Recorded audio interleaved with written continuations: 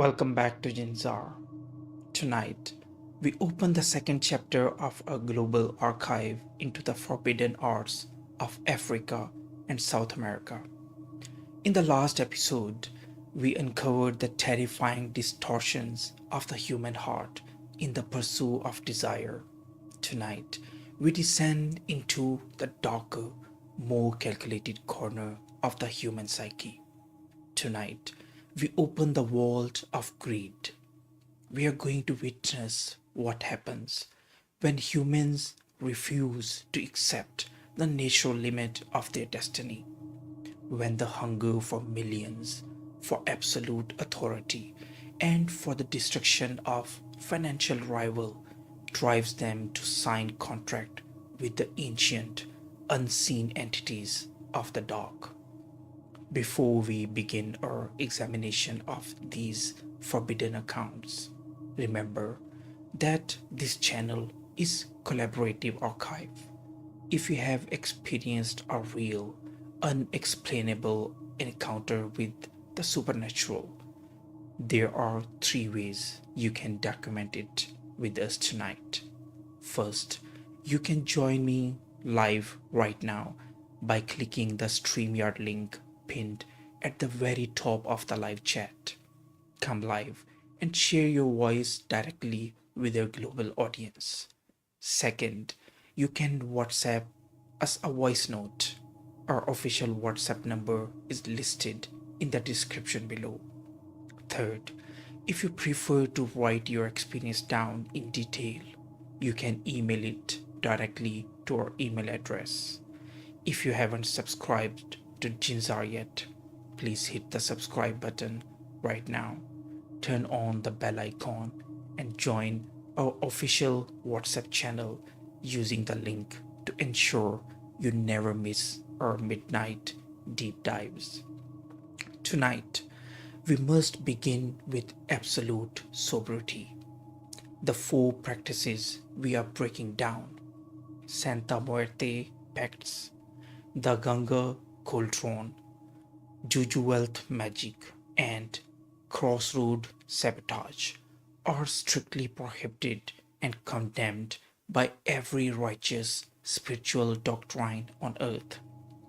The constitute they constitute the ultimate spiritual sin, subverting the divine order to worship and deal with creations of fire and clay. We document these mechanics not to intrigue you and absolutely not to teach you, but to serve as a severe warning. We are here to show you that while the unseen world can grant you everything you ever dreamed of, the interest rate on the dark contract is always paid in sanity, blood, and the destruction of your entire lineage. Let's cross the Atlantic and open our first ledger. Let's get started.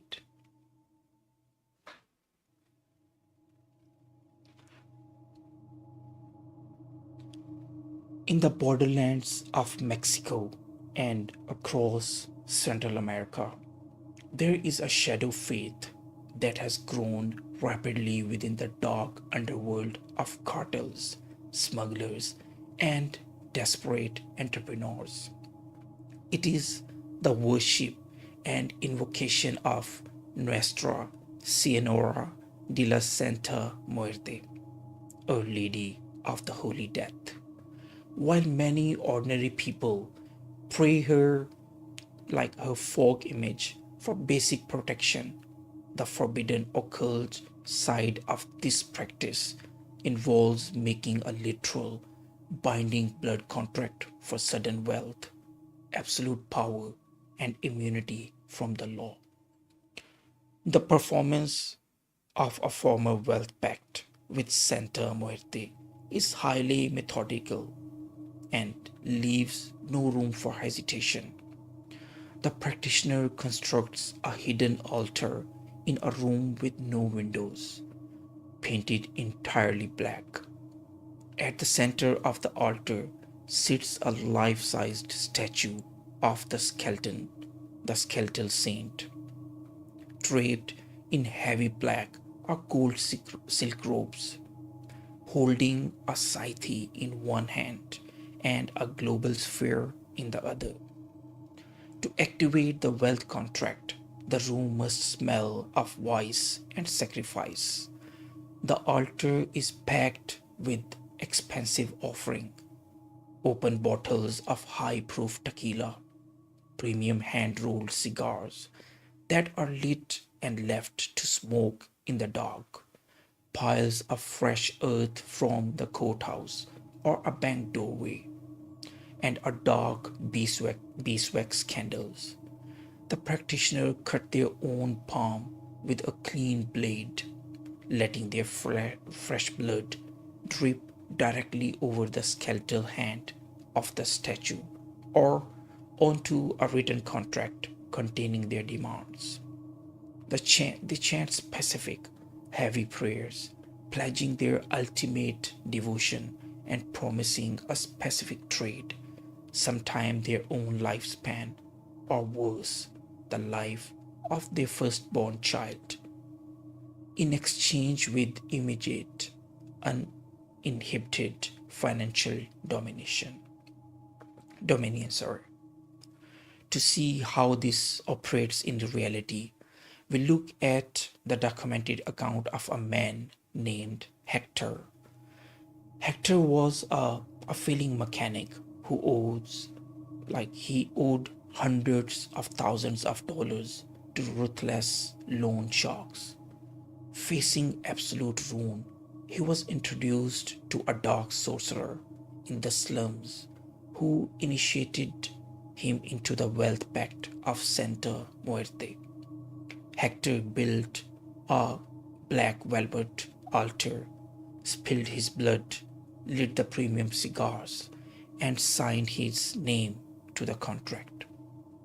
The magic didn't fail. In fact, it worked with breathtaking precision. Within 3 months, Hector miraculously won a local lottery, allowing him to clear every single cent of his debt.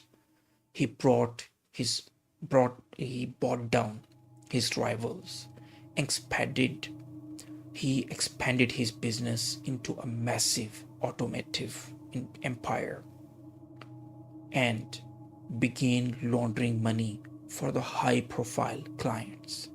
For 10 peaceful years, Hector lived a life of absolute luxury. He owned mansions, drove elite sports cars, and his family wanted for nothing. He was untouchable. The police couldn't find a single piece of evidence against his operations, and his wealth multiplied every single year. Hector felt completely safe, enjoyed the absolute peak of his forced prosperity. But a contract with a death, a ticking clock. Around the 10th year, the atmospheric maintenance of the pact began to decay. Hector became comfortable and began to neglect the altar, forgetting to light the cigars and pour the tequila on the scheduled dates. The entity didn't warn him with words. It began with a sudden, localized drop in temperature inside his mansion. No matter how high he turned the heating, his bedroom remained freezing cold.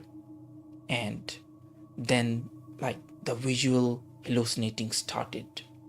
Hector would look into the rearview mirror of his car and see the reflection of a tall, robed skeleton sitting silently in the back seat.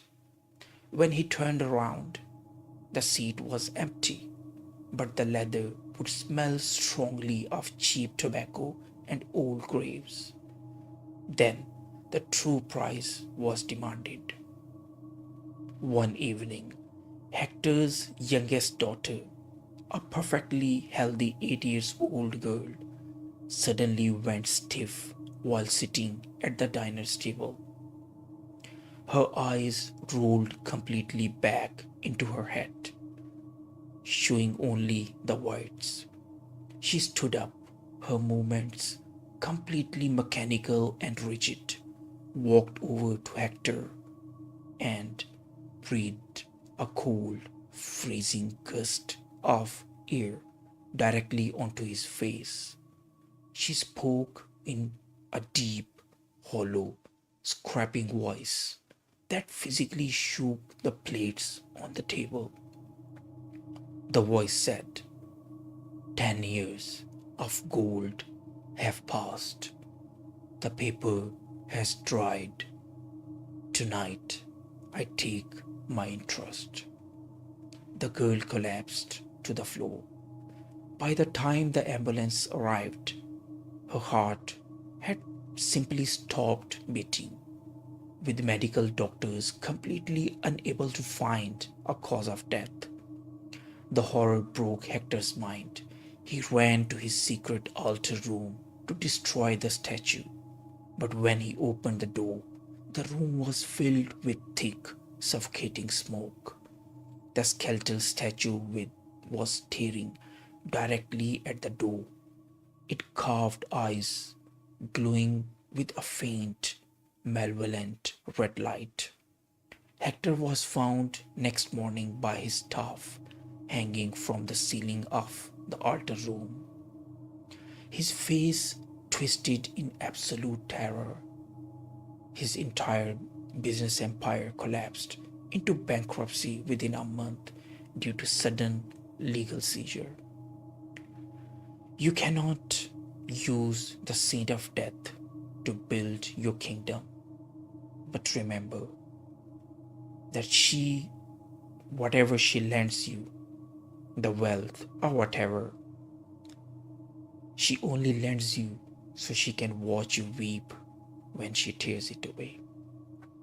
Let's move to the second. We move to the islands of Caribbean, specifically Cuba, to look into the deeply feared and aggressive system of Palo Mayombe, originated from the ancient Congo basin of Africa. Palo is an occult practice centered around the Ganga, sometimes called the Prenda. It is a massive iron cauldron that acts as a physical portal and a spiritual weapon, containing the bound soul of a dead human being who performed tasks for absolute power, wealth, and destruction for the master. The creation of wealth generating Ganga is a grueling, desecrating ritual that requires extreme spiritual malice.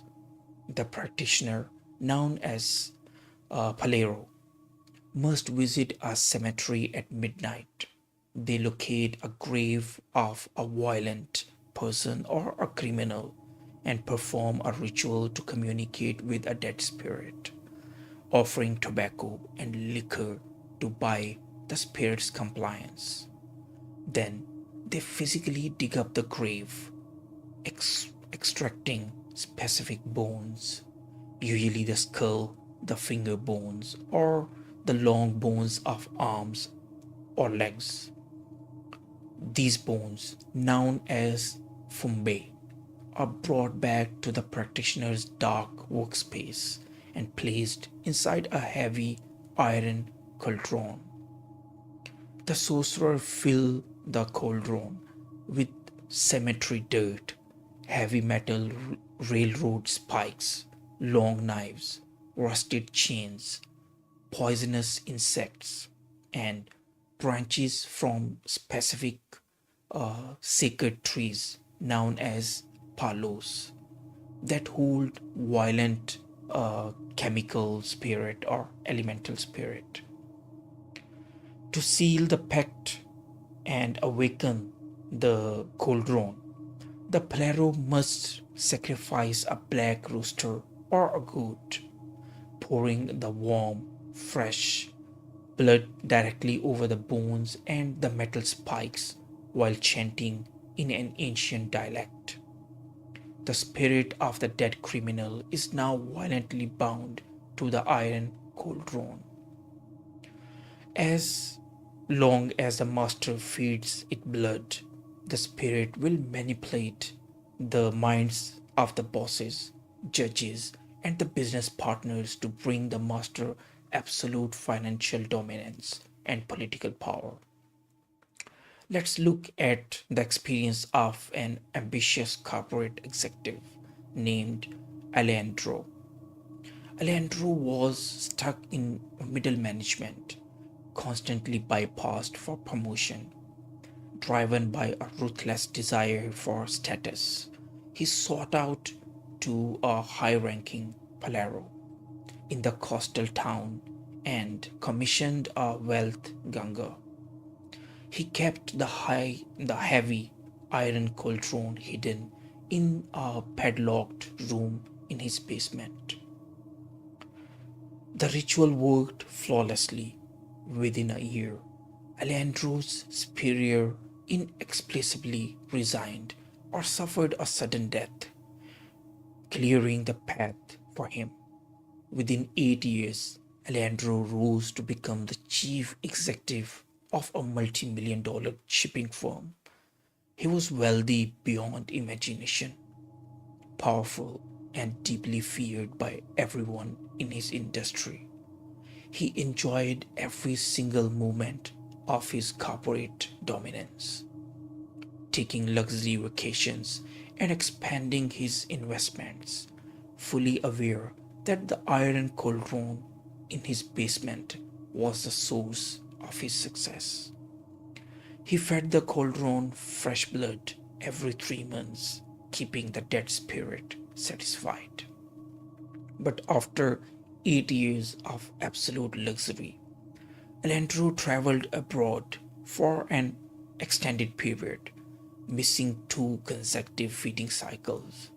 The bound spirit inside the cauldron grew starving and furious. When Alejandro returned to his mansion, the atmosphere had completely changed. A thick, oppressive heaviness hung in the air, and a faint smell of dried blood and rusted irons drifted up from the floorboards. At 3 a.m. every single night, Alejandro and his wife began to hear a distinct, terrifying sound coming from the basement.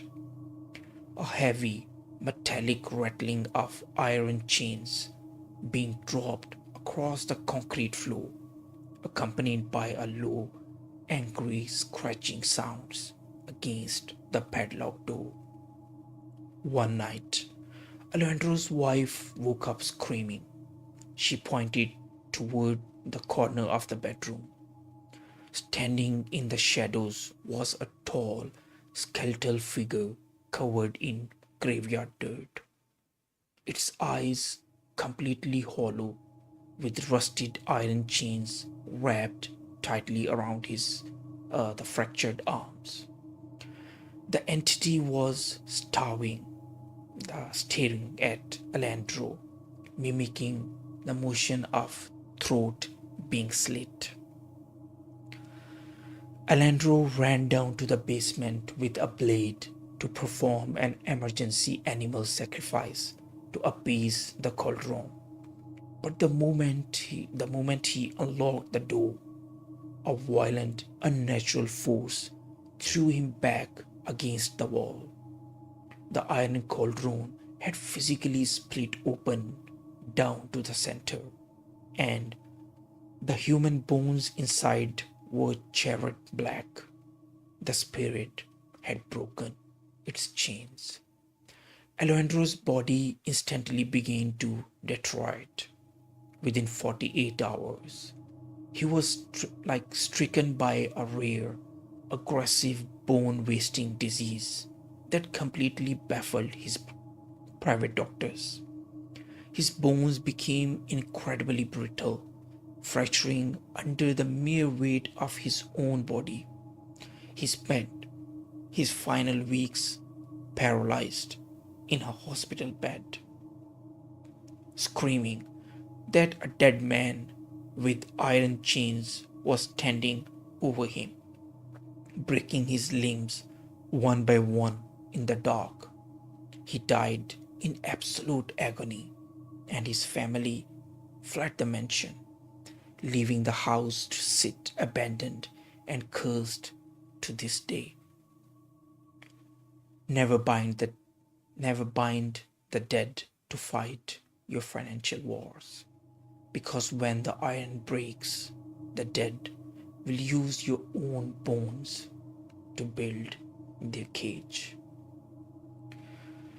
The third, we cross back to the west coast of Africa to examine a modern, terrifying the evaluation of a tribal sorcery known as juju wealth magic, often referred to in modern pop culture as Yahoo Plus, driven by the extreme greed of young internet scammers and corrupt officials who want to acquire millions overnight without working. This magic combines ancient blood ritual with a modern financial fraud. The performance of a Juju wealth pact requires a visit to deep, secluded shrine run by corrupt native doctor who deals with aggressive, low-level desert jinn. The practitioner requires the client to bring specific items that represent their digital target, along with heavy physical sacrifice. The ritual takes place in complete darkness, illuminated only by a small oil lamp.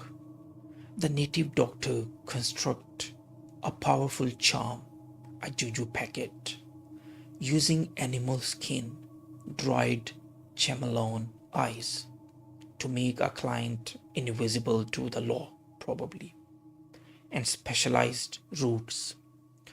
The client must swear an absolute oath of secrecy while standing barefoot inside a circle of sacrificial blood.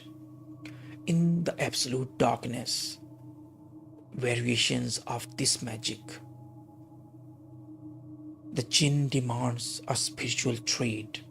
The client will receive endless flows of money into their bank accounts, but in exchange, the spirit will slowly drain the life force or the fertility of their mother, their siblings, or their future children. The juju packet is then activated through blood offerings and handed to the client, who must keep it hidden in a secret compartment inside their luxury car or home, continuously chanting specific invocations before they open their laptops to scam victims across the globe. To understand this horrific reality of this greed, look at the documented account of a young man named Tariq. Tariq was a broke high school dropout who wanted to live like an international celebrity. He visited high-ranking juju practitioner in the deep forest and performed a full wealth pact, sacrificing his family's long-term prosperity for immediate digital access. The magic was the, the stagingly powerful. Within 6 months, Tariq became an internet fraud mastermind. Millions of dollars from victims in North America and Europe poured into his account. He bought a fleet of luxury vehicles, including a custom golden Mercedes, built a massive estate, and threw lavish parties every weekend. Within 5 years, Tariq lived like a king, He was protected from the police. His wealth was infinite, and he enjoyed every second of his high status lifestyle, completely ignoring the fact that his family members back home was suddenly suffering from mysterious, unexplainable illness. But a juju wealth contract has a short expiration date. Around the fifth year, the entity came to collect its principal balance. It began with Tariq's physical health. He woke up one morning and realized his taste buds were completely gone. No matter what elite food he bought, everything tasted like dry dirt or raw copper. Then the psychological horror took over. Tariq began to suffer from acute, uncontrollable episodes of barking like an animal during his business meetings.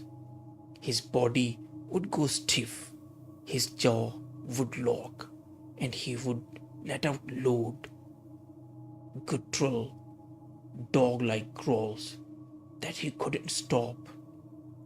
One night, while driving his golden Mercedes down a lonely highway at around 2 a.m., the headlights suddenly flickered and died. The car rolled to a stop in a complete darkness. Tariq looked into his passenger seat and gasped.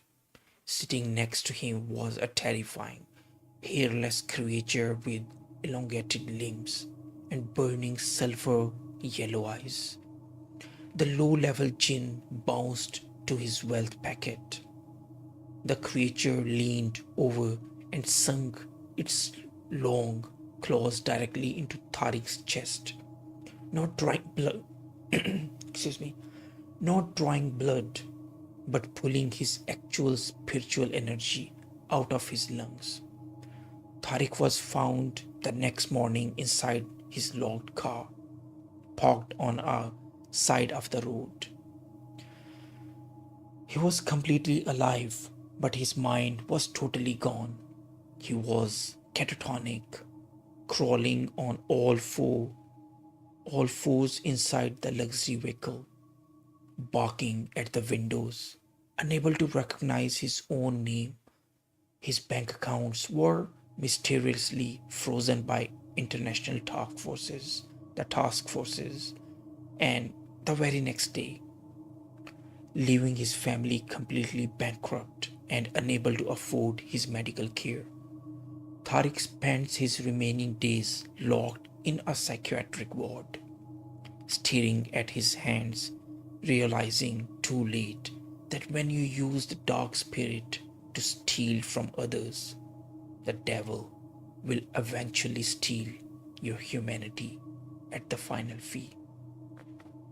Finally, tonight we close our ledger on the vault of greed by looking at the urban witchcraft of Brazil, specifically within the practices of Macumba and the dark Umbanda.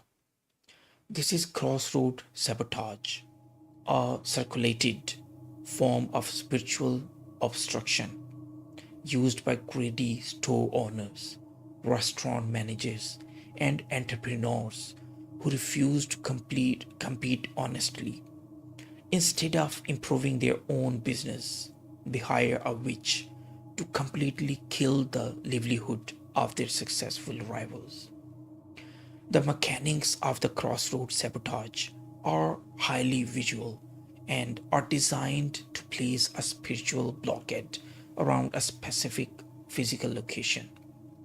The preparator gathers soil from the center of the rival's successful shop, along with their business cards or a piece of signage.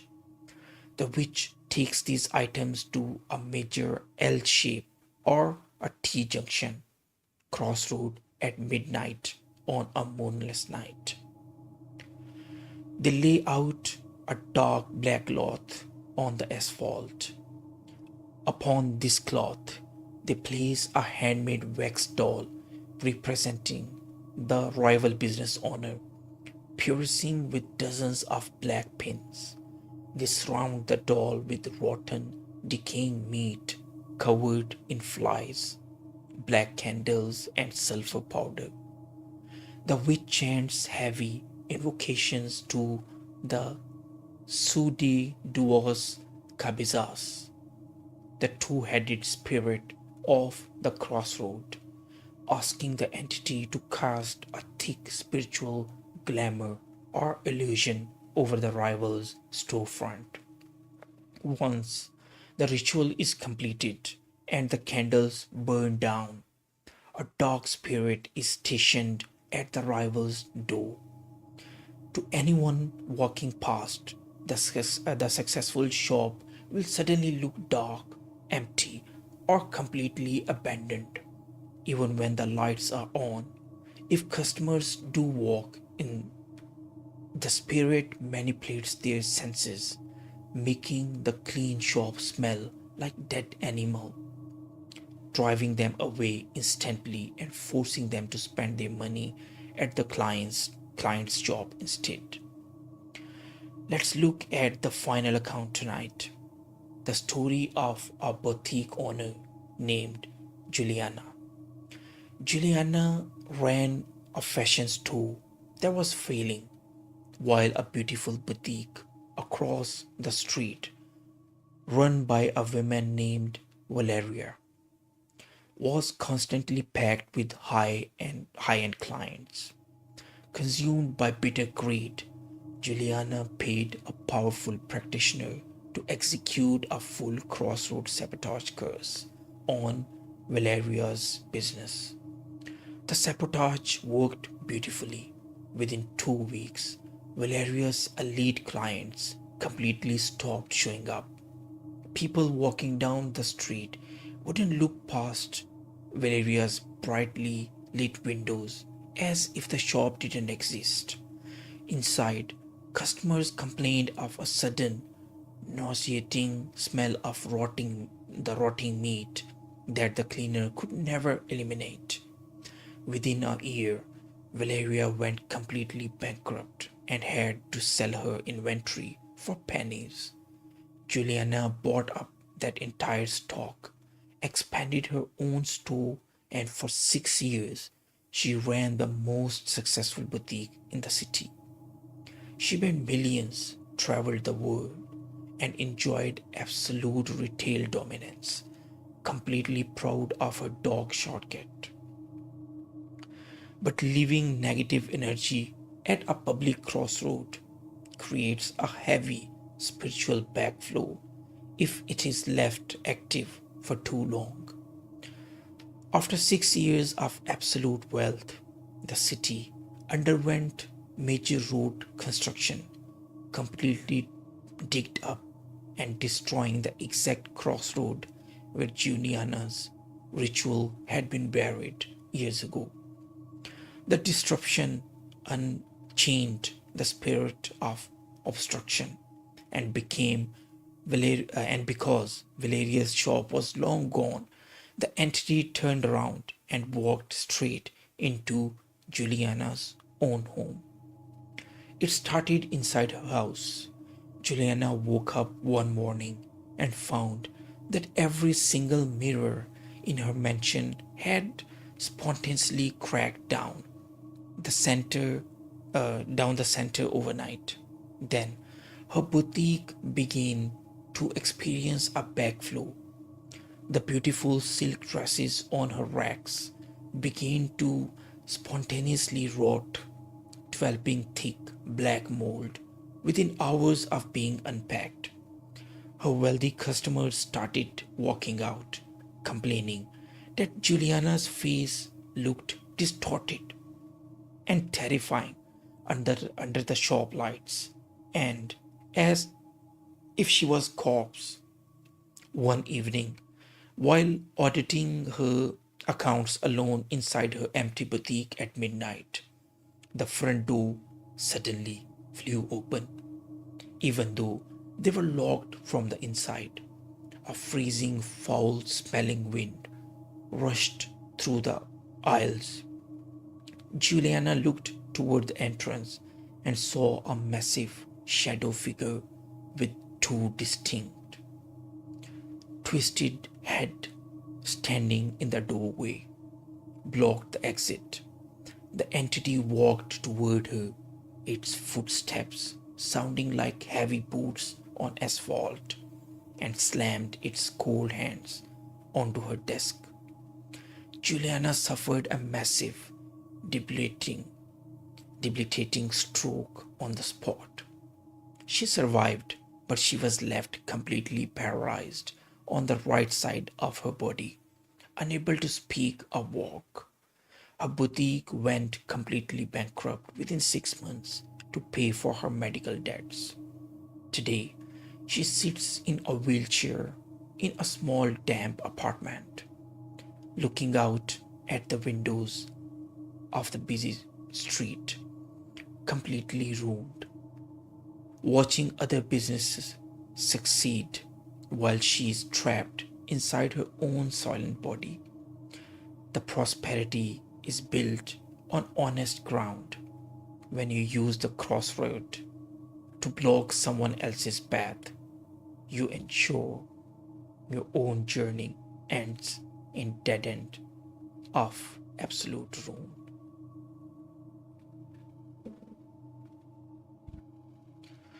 These are realities of the vault of greed across the ocean, from the black altars of Mexico to the iron cauldron of Cuba. The language changes, but the spiritual law remains absolute. You can use the dark arts to bypass your destiny. You can enjoy the millions, the power, and the luxury for 5 years, 8 years, or 10 years. But the entities of the unseen world are patient bankers, and when they come to collect their debts, they take everything you built, followed by your sanity, your family, or your eternal soul. All moral doctrines forbid these practices because they turn human into literal slaves of the fire. This concludes our tonight's archive on the Vault of Greed in Africa and South America. But our late night weekend marathon doesn't end here. Join me right here in the next episode of the JinnZaar Chronicles. We will enter the final and most violent category, the domain of destruction. We will uncover the raw, lethal mechanics of zombification powder, gopher dust curses, the sour jar, and the cursed knots showing you the invisible poisons and ancient witchcrafts designed to end human life, and and what happens when those lethal forces turn back onto the sender. Thank you for spending your night with me in this archive. Keep your minds guarded, keep your faith strong, and never look into the shadows for a shortcut. Good night.